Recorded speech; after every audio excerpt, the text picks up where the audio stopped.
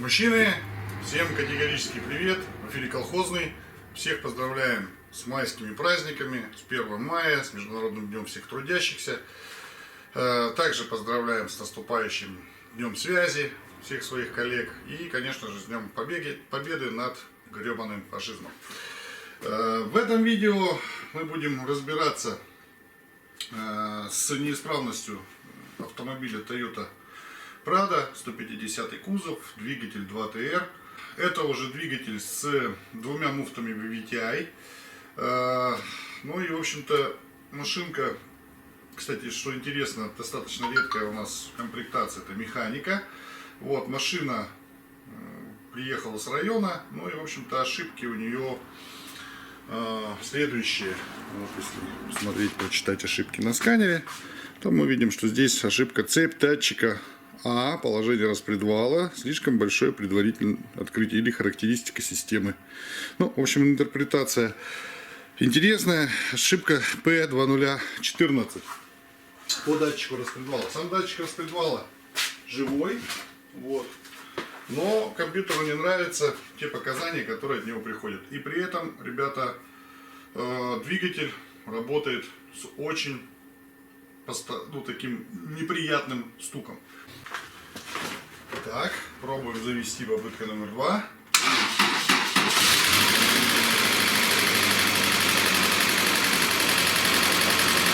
Вот слышите, такой стук идет, как дизель работает мотор.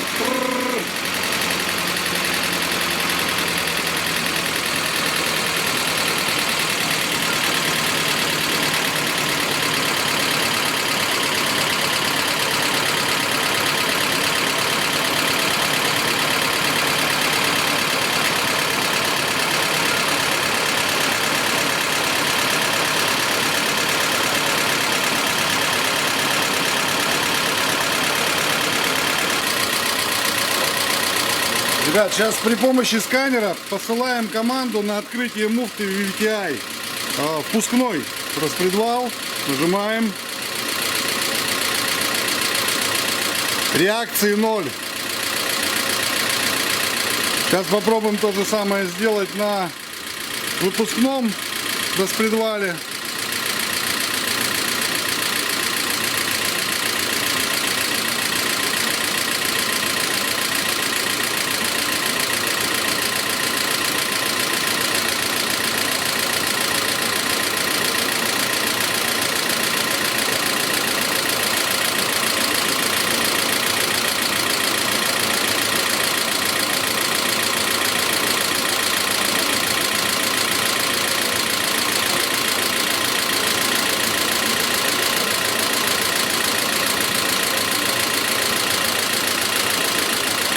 Короче, не работает, нет реакции на подачу команды на клапана VVTi. Итак, ребята, помыли двигатель. Чистота залог здоровья. При ремонте всегда мойте мотор, потому что грязь попадет в агрегаты. Ну, в общем, бла-бла-бла, 100 раз говорилось. И плюс сами не извозюкайтесь как хрюн. Дальше, сейчас заряжаю аккумулятор. Вот. Ну и, в общем-то, попробую поподавать 12 вольт на клапана VVTi, проверить, есть реакция, нету реакции, потому что, ну, мало ли где-то что-то там проводка, импульсы не доходят. И вот, чтобы эту теорию отсечь, попробую подавать в наглую 12 вольт на клапаны. Итак, попробуем сейчас подать 12 вольт на клапан и посмотреть, что произойдет с автомобилем. Заводим двигатель.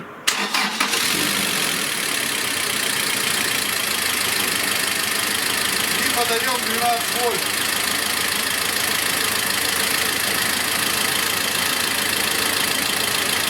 Поехали.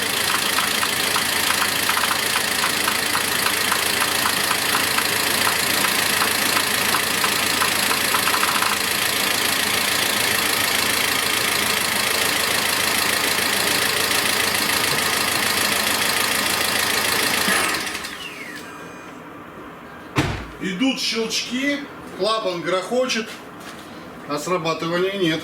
То есть изменений в работе нету. Очень интересно. Сейчас попробуем с выпускным то же самое провернуть.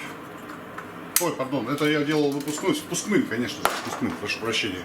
Процедура продолжается. Подключился к впускному клапану VVTi. И сейчас попробуем подать также. Заведем автомобиль и подадим питание на клапан.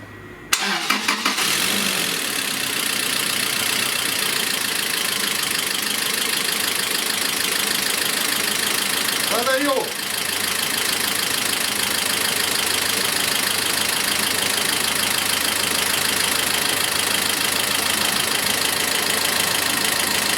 Ноль!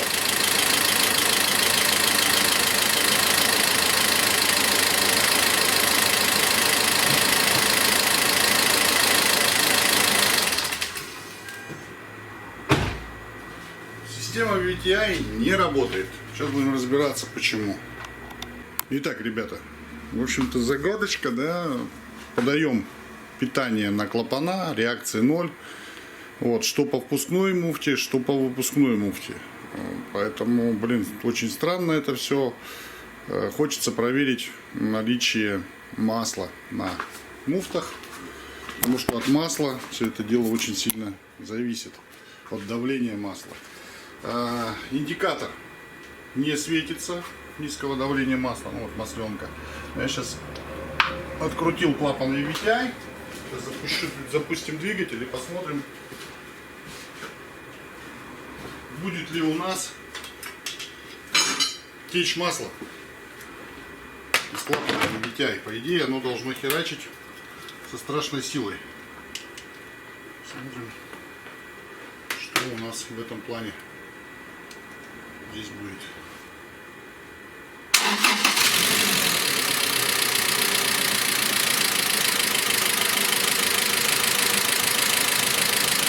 Вот наш клапан.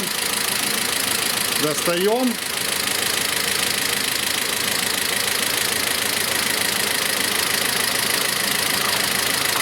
Масло практически не идет, ребята. Масло не идет в головку.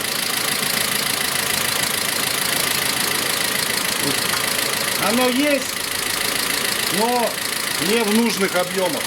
Глушим.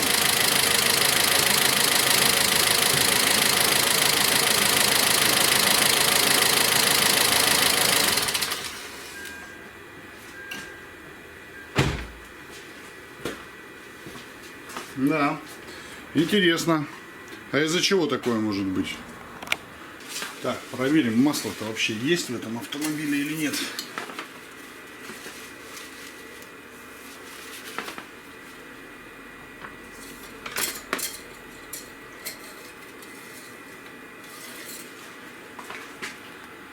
Да, есть.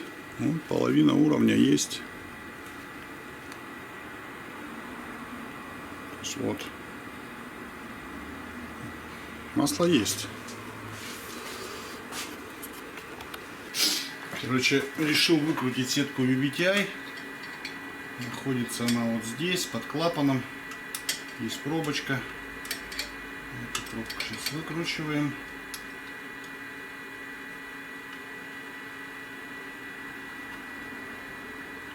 Ладно. Вот она, красавица. При помощи длинного шестигранника удалось мне это выкрутить.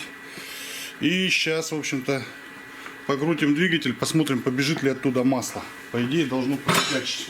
Страшно сильно. Зажигание выключено. Отлично. Пробуем.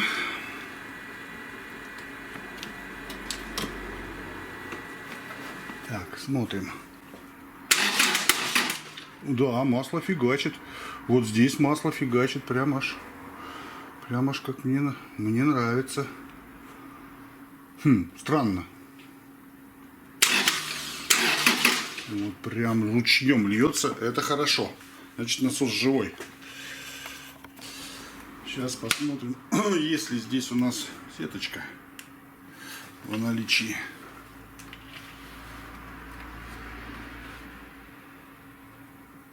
О, сетки-то нету. Вау. Уйди, а где сетка? Сетки нету. Странно.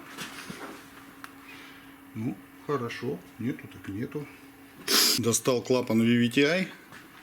Сейчас посмотрим при вращении стартером. У нас из отверстия клапана должно очень сильно идти масло. Вот сейчас с самого отверстия. Вот оно, ребятки. Сейчас будем смотреть, идет отсюда масло или нет. Готовы? Поехали. Да, здесь масло идет. Прям очень хорошо.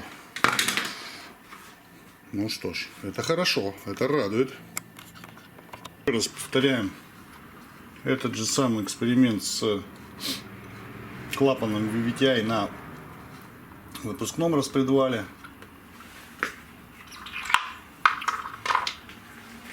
Крутим.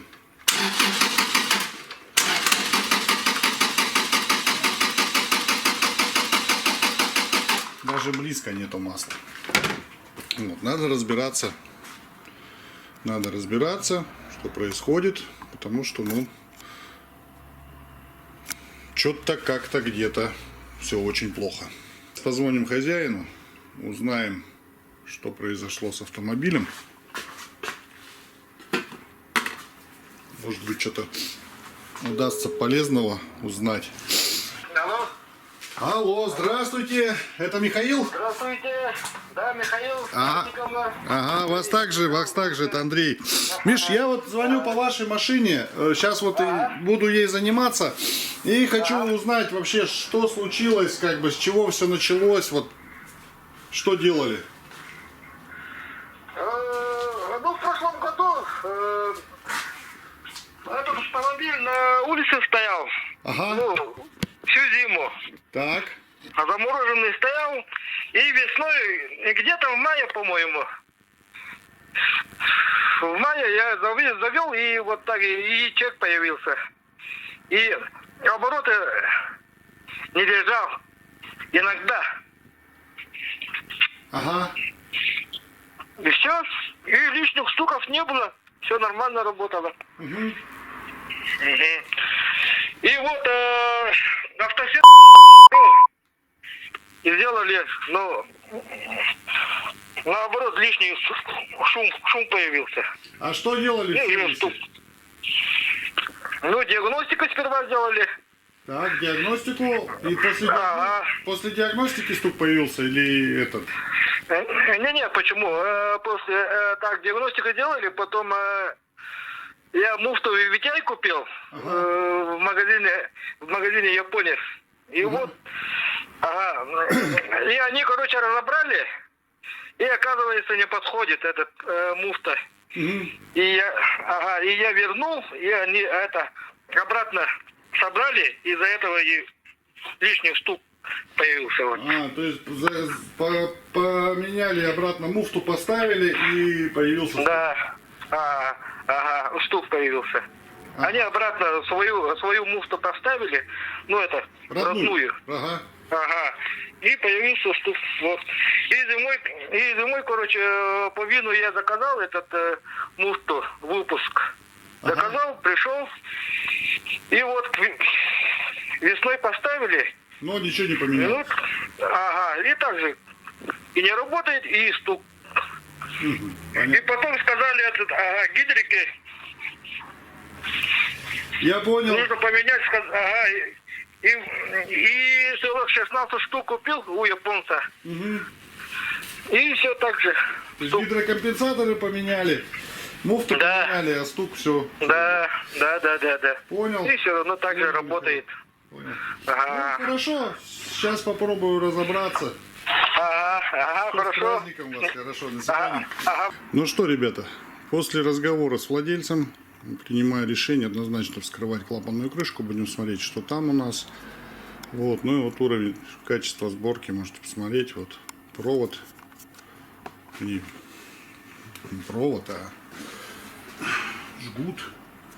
Да, вот так вот пережат вот здесь. Он должен, по идее, вот здесь быть. Вот, ну, прежние сборщики его почему-то решили так поставить. В принципе, работает. То, что он немножко вставлен, это не есть хорошо.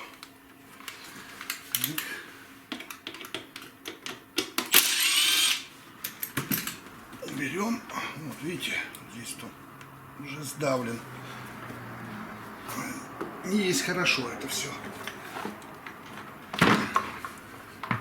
Так. Так, и вот эту трубочку надо аккуратно подсоединить. Все. Здесь стоит у нас сенсор, который измеряет давление. Вот.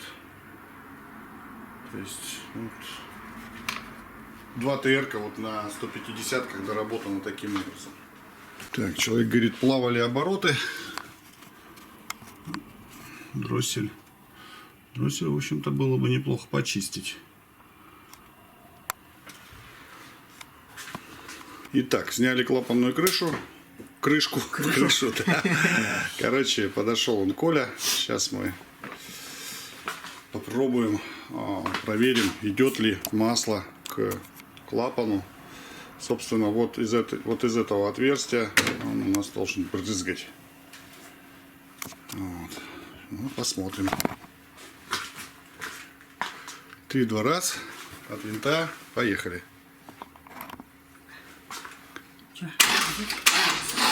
Не-не-не, ты так.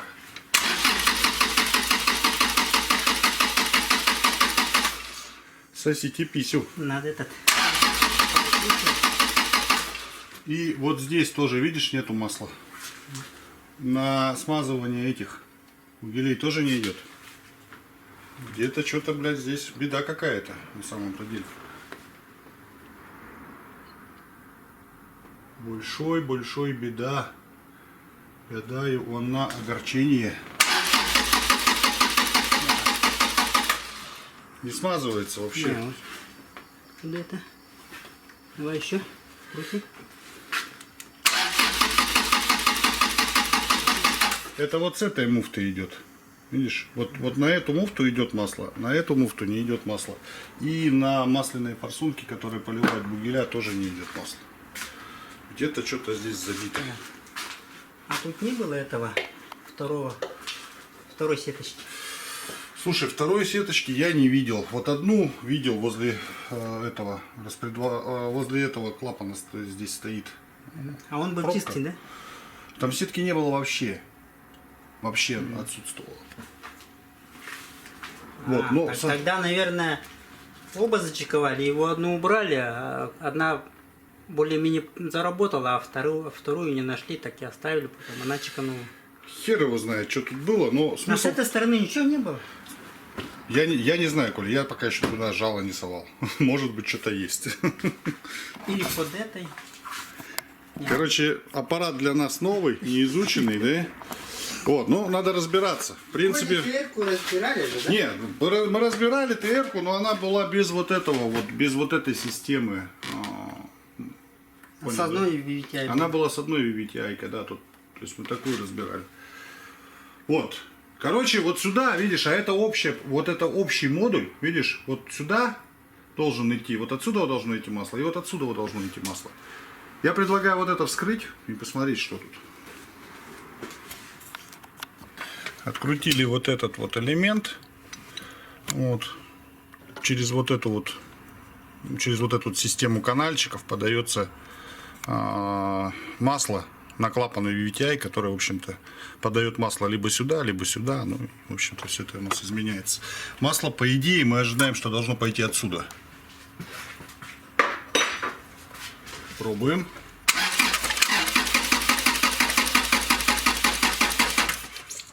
Писю мацай. О, что-то вроде бы даже давануло, да? Слабенько. Еле-еле что-то есть. С пузыречками вышло. А вот когда просто крутишь, да, вот там на другой, там, блин, так фонтанирует. То есть что-то вот здесь есть. Надо разбираться, что.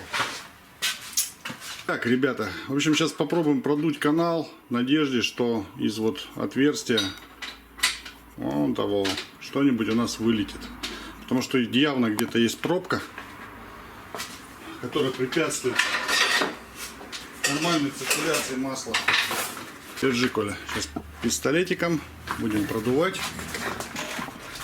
Так, пробуем продуть. Давай. О, пошла.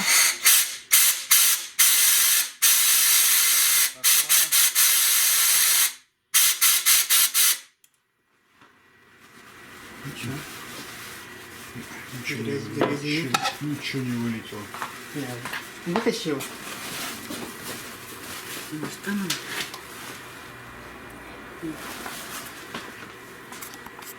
Так, сейчас смотрим после того, как продули. В начале вот продувки, да, Коля, помнишь? Ага. Не продувалось, а потом как-то и вот как будто что-то выдавилось. Но мы не видели, чтобы что-то вылетело. Пробуем. О, видишь? Да.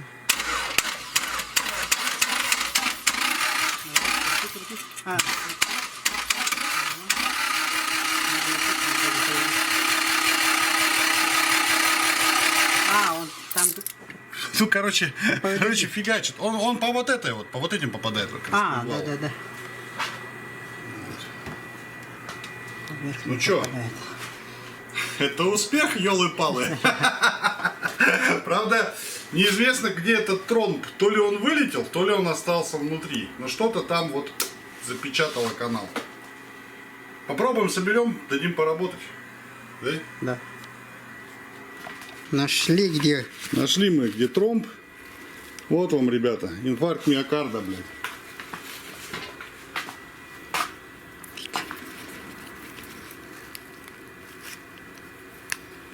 Вот он, тварь. Кусочек фильтра. Вон еще что-то белое. Это, скорее всего, герметик. Герметик, ага. Вот так вот, ребята. Инфаркт миокарда. Вот такой рубец. Да. Ну что, собираем? Вот это вот обильное, обильный герметик туда попадает. Да. Ну что, соберем, посмотрим, как оно заработает. Долго с Колей искали, где находится сеточка на выпускном распредвале. На выпускном, ну понятно, там вот под пробкой она должна была быть. В этом случае нету, но она должна быть там. А вот здесь вот она где находится. Вот эта вот прокладочка. Вот, и вот здесь же вот она сетка, видите? Вон она на просвет, видите, просвечивается. Вот такое вот решение сделали японцы. Вот, ребята, так выглядит клапанная крышка. Здесь вот уже форсунки, которые смазывают распредвал, шейки распредвала. Вот они, пластиком выполнены. Вот сюда должно было подаваться давление. В нашем случае оно не, масло сюда не подавалось, так как здесь не было давление. Ну и, в общем-то, форсуночки не работали. Соответственно, шейки распредвалов не смазывались. Вот, как бы, вот такая вот штука, масляное голодание. Фу, итак, ребятки, собрали двигатель. Вот. Пробуем, черт возьми, что поменяется в работе. Как заводился он, вы помните, с таким диким стуком. Ну что, умоляюсь? Зажигание включил? Да, зажигание включил. Погоди-ка, я щуп поставлю, а то без щупа он точно работать не будет. Так. Ну, поехали. От винта.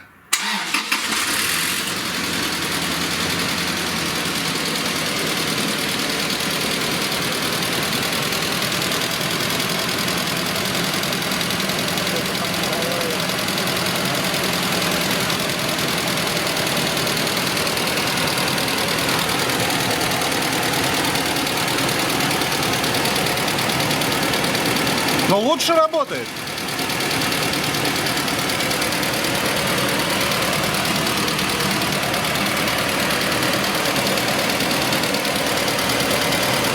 Блин, погоди-ка. Девятяйка не включена.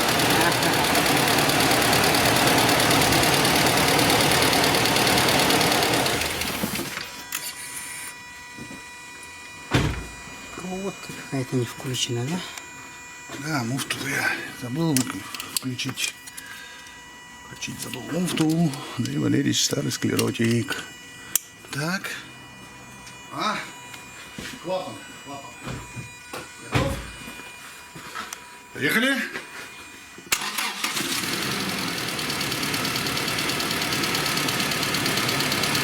Все равно какой-то расколбас идет, как будто один цилиндр какой-то не работает. Да. А, вон, что-то не включено. Кто-то форсунку забыл. Да. Спокойствие, только спокойствие. Его выключил. Да, один, блин. О, пошел. Все, расколбас прикрутился.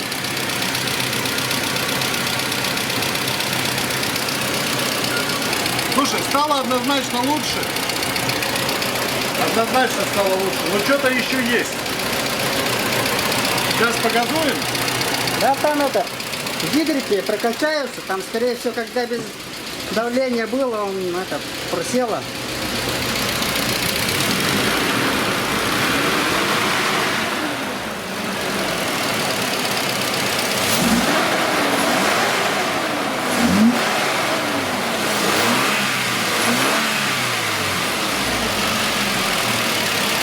О, четко стало. Да, этот, поменьше стало.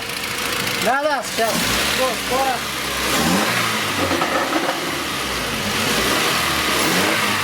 Да пусть поработает, там погреется. Может, выгоним его? Николай Гаврилович, это успех. Да, надо, чтобы он прогрелся. Я думаю, жизнь наладится. Давай, выедем. Но все равно что-то постукивает. Ну, такие гидрики прокачаются, прогреются. Так, ребята, в общем-то, прокатились мы с Николаем Гавриловичем.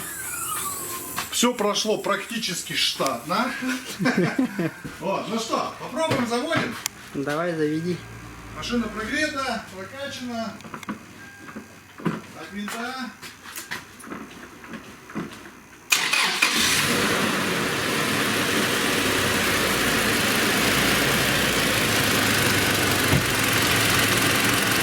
Реализация здесь слышишь что-нибудь постороннее?